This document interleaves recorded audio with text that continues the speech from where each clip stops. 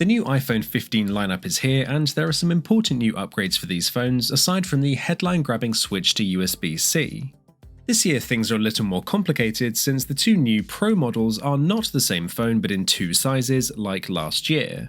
Apple has done this before with the 12 Pros where the best camera features were reserved for the Pro Max only. And that's the case this year too, which may affect which one you want to go for.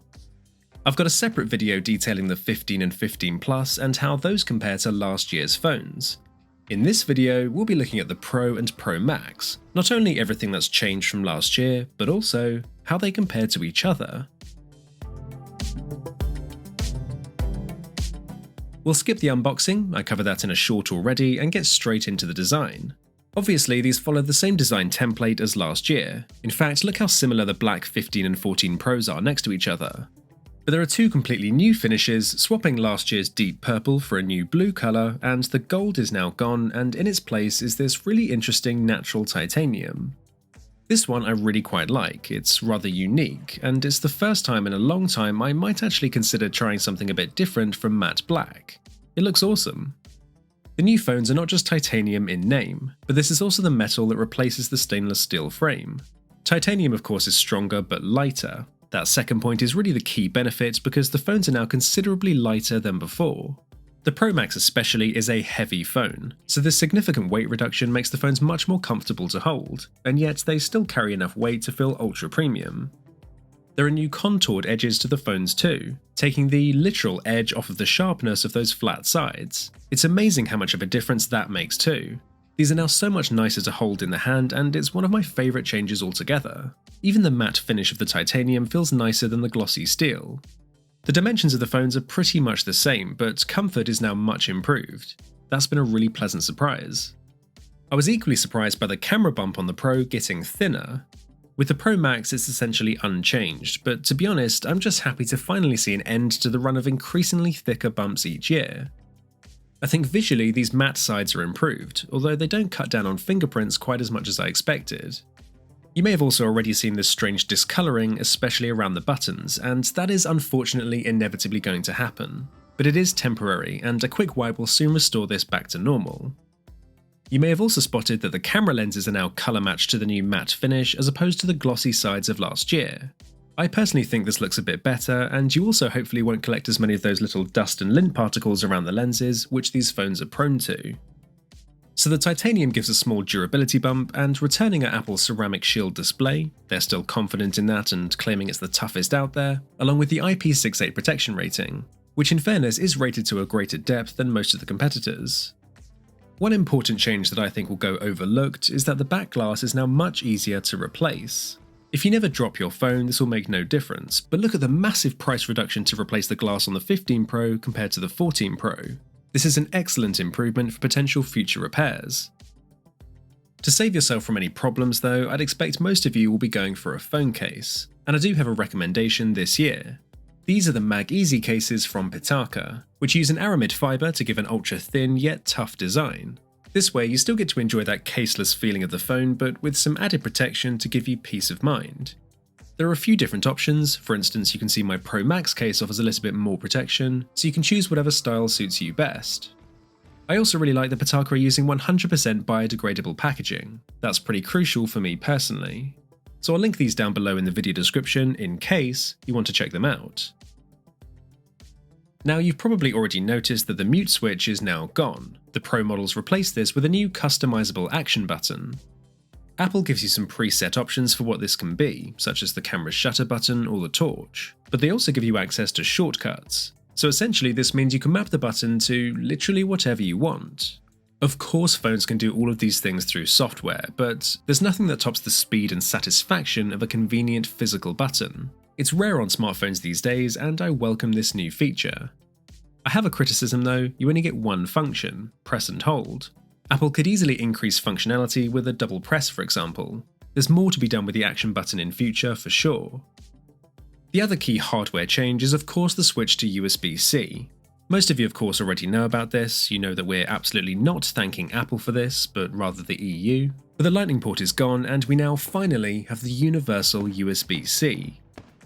I've put out a YouTube short about the change, the new benefits, and why in general this is much better for the iPhone going forwards, so check that out for all the details.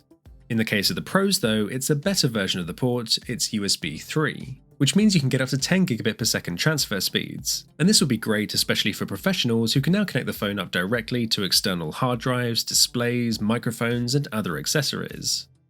One thing that surprisingly hasn't changed though is the charging speed. We know USB-C can allow much faster charging speeds, but Apple is sticking with pretty much exactly what we had last year. It's not terrible, but this could definitely be improved, especially when you look at the competition. One thing Apple have added in the charging optimization area is the option to only charge up to 80% to preserve your long-term battery health. 80% is more than enough charge for most people to get through a full day, right? And if you're charging overnight to full every day anyway, you're just overworking the battery for the sake of it. If 80 is enough for your daily use and you cap the charging there, you're going to see a much healthier and better performing phone in a few years' time. So this is awesome, especially for those of you hanging onto these phones for a few years. Moving on to the displays now, there are no major spec changes, however the bezels do get significantly thinner. iPhones have had relatively chunky bezels for a while now, and not just because the screens are flat either, so this was a long overdue but very welcome change. Notice that if you get one of the darker colours, then the bezels blend in with the frame and can appear a bit thicker, so maybe factor that in when choosing the finish. Otherwise, we still get the same sharp, colourful, and super bright XDR displays from last year. Dynamic Island returns, the adaptive refresh rate returns, but one thing that caught my eye is it appears to me that the display contrast is slightly higher this year. There's nothing in the specs to back this up, but here the phones are set with exactly the same settings and brightness, and the colours just seem slightly bolder and higher contrast to me on the right with the 15 compared to the 14. Anyone else seeing that? Either way, the displays are still great and now come with thinner bezels.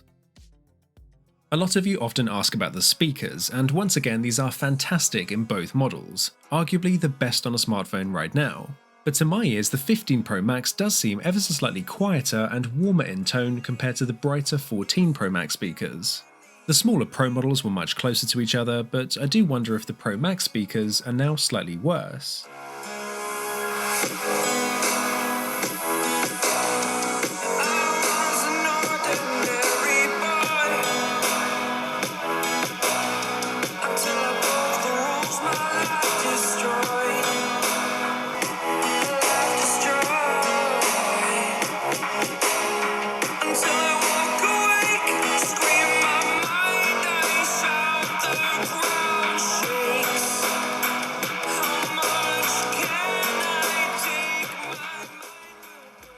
So let's talk performance now and the new A17 Pro chip. This is an industry-first 3nm chipset that promises an up to 10% faster CPU and a 20% faster GPU. It's the graphics improvement that Apple was really pushing. They've always dominated the CPU benchmarks, but you may remember Apple slipped behind Samsung's S23 Ultra for graphics this year. It actually lost its lead, and that hadn't happened for years. Sure enough though, Apple are back with a vengeance, and the graphics performance with the new models is crazy good. There are decent gains in both the Geekbench and 3D Mark tests, but it's when I ran one centered on ray tracing that I really saw just what the new phones are capable of. I honestly didn't notice much of a speed difference with daily tasks, as expected since the 14 Pros are already super fast. But pushing these phones to their limits with heavy graphics and gaming, the 15 Pros offer a significant performance boost. Interestingly, the smaller Pro often outperformed the Pro Max. It does have fewer pixels to process after all, and the Pro Max doesn't appear to offer any thermal advantages. Speaking of which, you may have seen reports of the overheating issues on these phones, and I must admit that I noticed immediately on the first charge of my 15 Pro. Fortunately, it does seem limited to certain applications though. Apple has since come out and acknowledged the issue as a software bug as developers work to optimize their apps for the latest iOS.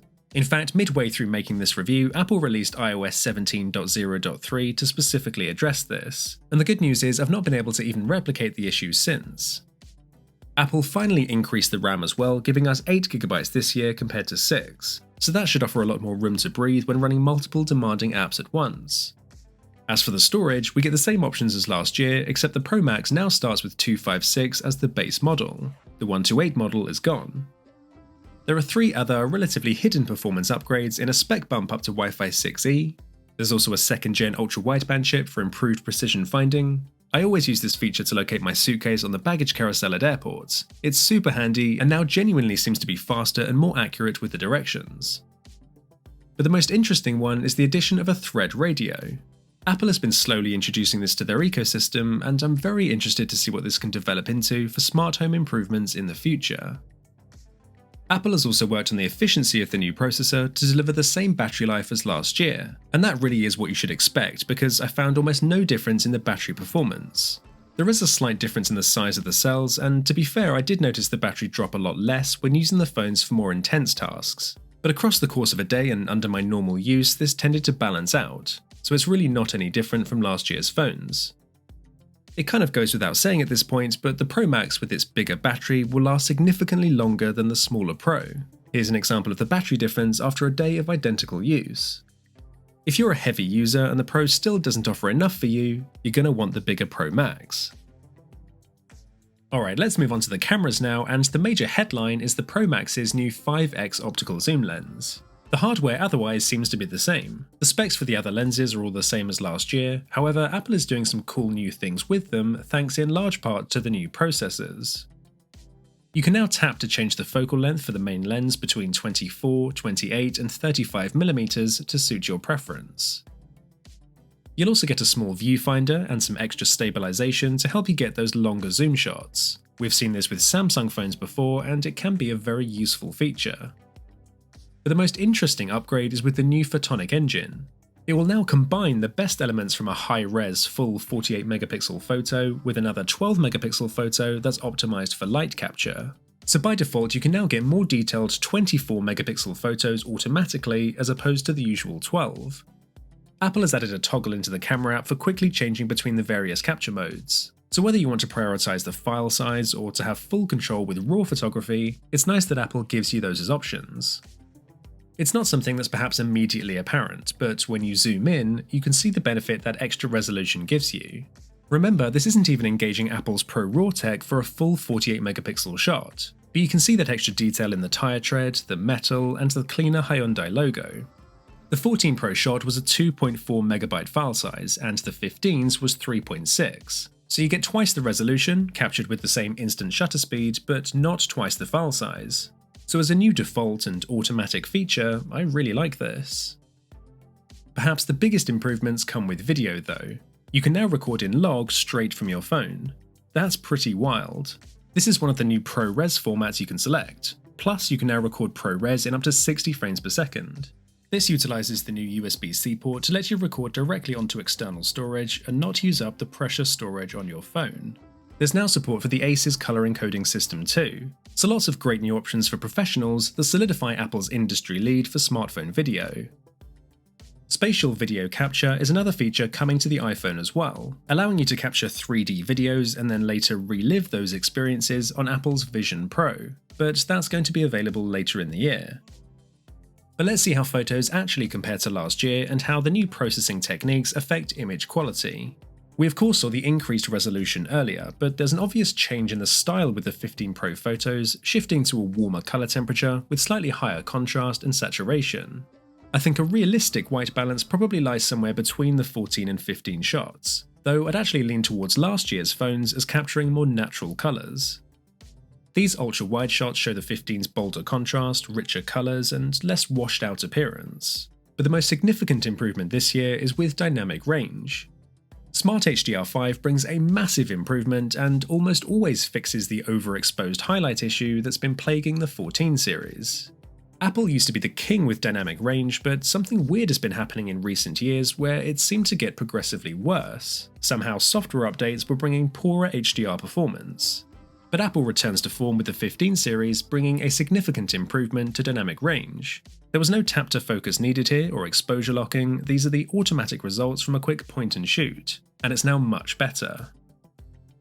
I want to take you through these shots, starting with the ultra-wide and working our way through the range of zoom. You can see those color processing and HDR differences, and again if we zoom in on the main lens photos, you can see that slightly improved detail and even noise reduction with the new 24 megapixel photos. At 3x, the 14 Pro is now only slightly clipping those highlights, though once again it's better on the 15s. But I want to draw your attention to the 15 Pro Max, because the two Pro phones are now using the telephoto lens to get an optical zoom at 3x, but the Pro Max now has to digitally zoom between 2 and 5x. It means the quality is now actually poorer than even on last year's phones. That's the sacrifice you make with this new telephoto lens. Once you get to 5x, the difference flips back. Now the Pro Max is optically zooming, whilst the two Pros are having to digitally zoom. I think those two are both pretty much the same in terms of quality, but I honestly don't think the Pro Max is that much better. Cropping in closer, you can make out more detail, but there's also some over-sharpening that's bringing out more noise. I saw this problem with the new Pro Max a few times actually. It just seems like Apple hasn't quite gotten the processing right, or perhaps they're intentionally over-sharpening to try and show off this new lens, but this can work to its detriment. If we look at the 10x zoom shots now, again you see the same sort of thing, and I really wouldn't say that the 15 Pro Max has any big advantage here. It's quite disappointing. At 15x, the Pros are now at their zoom limit, but the Pro Max can now zoom up to 25x. So that is clearly a technical advantage, but you can see that the quality really isn't any good here anyway, and I just don't think it's any better than if you just cropped in on the Pro shot. I actually think that what the 15 Pro Max loses in that 2 to 5x range is a lot worse than the gains you get at 5x and above, and it does raise the question of whether or not this new, more expensive telephoto lens is worth it. For me, this new tele lens is a disappointment, and since that's the only camera reason to go for that instead of the smaller Pro, you should really consider this and not just assume that the Pro Max is the better choice. It all depends on how you're going to use this camera. The 15s bring some cool upgrades to the portrait mode, namely that you can now simply transform your regular photos into portraits with a tap because the phones capture that depth information automatically. Outside of the new image processing style, the quality of the portrait effect is now better as well. It prioritizes the focus on subjects more intelligently, and it actually picks out finer details as well, and I'll show that off more clearly with the selfie portraits. Obviously, the 15 Pro and 15 Pro Max offer different focal lengths for their teleportraits, and that might affect how you need to frame the shot. But there's no real quality difference to speak of, it's excellent on both. In fact, here's another 3x teleportrait on the regular Pro, but I just moved in closer to try to match the framing you get with the Pro Max. Macro mode gets only a minor upgrade, with slightly warmer and brighter colours, and across multiple attempts, the sharpest image I managed to get was with the 15 Pro. But I wouldn't call this any significant improvement. As for the video quality, well, it's really just those same image processing differences that changes things. So the 15 Pro video is more saturated and higher in contrast, and I do think this is better since video especially could appear slightly washed out before. It remains incredibly stable though, that and the autofocus is second to none, there's 4K 60 on every lens, cinematic mode, and as I said before, iPhone is still the video king. With night mode, the most significant difference I noticed was in the speed of the 15 Pros. They'd often not even need to switch to night mode, which means you can snap an instant photo and there's no worry of motion blur ruining the shot. It can result in a more realistic image with naturally darker shadows that you'd see in real life.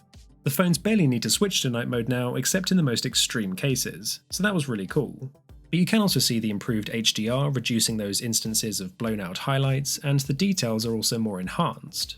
The blending of exposures and resolution to get that 24 megapixel output works really well with low light as well. You can see the sharper details here, not just in this sign, but even in the background. Here at 5x zoom, you can now really see the quality the 15 Pro Max's new tele lens brings. So despite my overall disappointment with it, there are definitely some situations where it has a clear advantage. Apple mentioned a new coating for the 15's lenses to reduce glare and unwanted reflections. But unfortunately, I was still seeing this on the new phones. iPhones suffer more than most when you have these single points of bright light in a dark scene, and that's sadly still the case.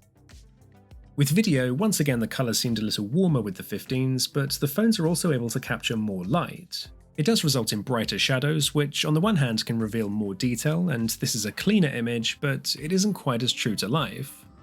Sometimes that can work well, but here for instance, I think the 15 is over-brightening. It's not realistic, and I think the video is better on the 14 Pro, so this can vary. So let's look at the selfie camera now. Remember, this is the same 12 megapixel lens as last year, so we're just looking at the new image processing differences. And it's quite obvious really, the 14 Pro's brightens selfies just a bit too much. Perhaps it's the new Smart HDR5, but the exposure is a lot better, skin tones appear more natural, and images seem slightly sharper as well.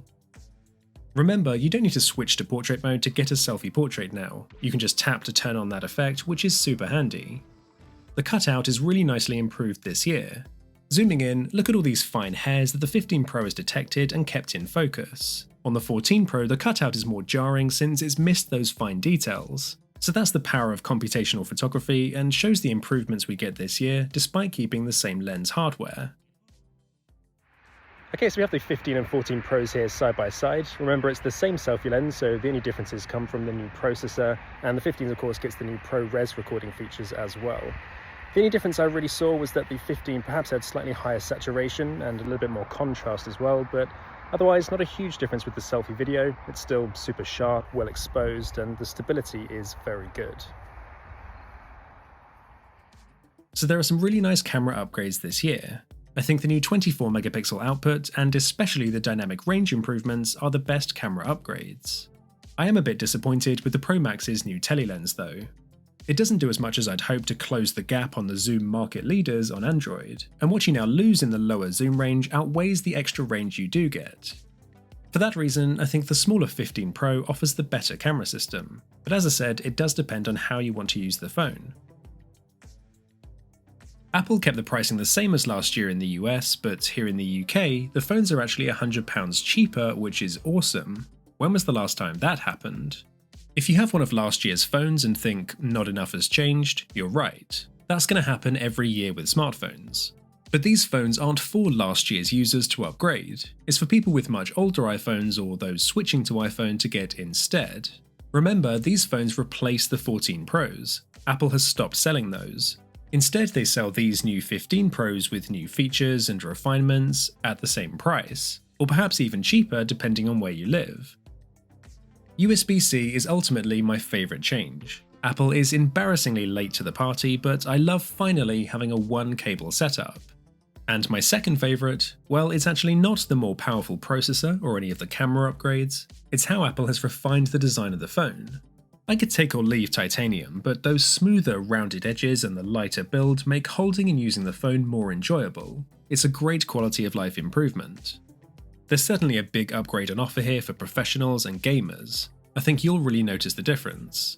But with essentially no change to the battery life, the display, or the speed with day-to-day tasks, you could find better value in going for one of last year's models at a discount.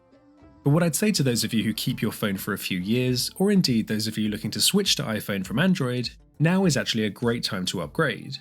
The 15 switch to USB-C is not just convenient, but a future-proofing feature that means it might actually make more sense to spend extra on the new models instead. As for the Pro versus Pro Max argument, as always, it all comes down to whether or not you want a big phone. The Pro Max offers a bigger screen and a longer battery life, but it also means a heavier device that's more difficult to use and fit in your pocket. With no 128GB base model, it's now a $200 jump to get the Pro Max, and as I said earlier, that new telephoto lens might not actually be worth it. For me, the regular 15 Pro is the iPhone king this year, but what do you think? Is this the year you're going to upgrade, and whether that's a yes or a no, what's the deal breaker for you? If you have any questions about these phones, then do leave a comment. There was a lot more testing behind the scenes than I was able to show off in this video. Don't forget that the iPhone 15 and 15 Plus review is either linked down below or coming very soon. And with how great those phones are, I'll also have a video comparing them with these Pro models to see whether or not the Pros actually justify their higher price. So subscribe and hit the bell icon so you actually get notified when those videos go live. Please give this one a like if you enjoyed it, and I'll see you all in the next one.